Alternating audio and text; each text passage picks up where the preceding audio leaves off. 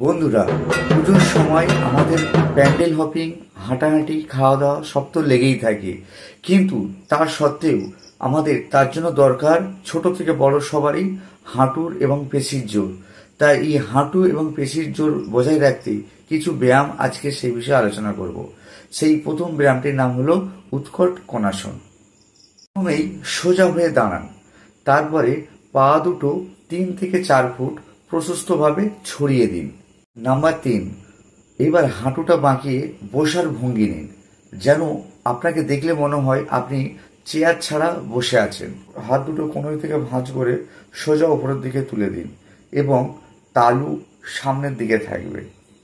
Number 5, পিঠ সোজা রাখুন এবং দৃষ্টি সামনের দিকে থাকবে।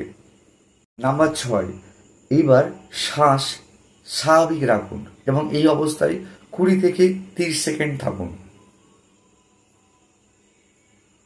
এবার ধীরে ধীরে দাঁড়ান এবং পা একসঙ্গে করে শিথিল হন। যাক, এই ব্যায়ামের উপকারিতা। এই ব্যায়ামে আমাদের উরু, নিতম্ব, পায়ের পেশি মজবুত করে।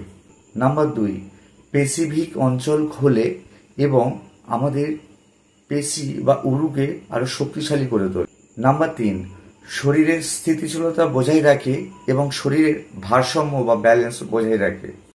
এই ব্যায়ামটা কিন্তু যারা সুস্থ, স্বাভাবিক, সক্ষম তারাই করবেন।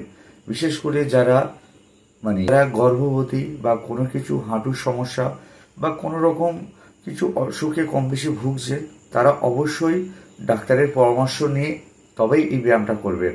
আর স্বাভাবিক মানুষরা অবশ্যই ব্যায়ামটা করুন, দেখবেন আপনাদের পেশি আরো ভালো আছে এবং পুজোতে অনেক দৌড়াদৌড়ি করতে পারছেন, ঘুরতে পারছেন। আর বন্ধুদের জন্য ভিডিও ভালো লাগলে প্লিজ চ্যানেলটি লাইক, শেয়ার এবং সাবস্ক্রাইব করে দেবেন।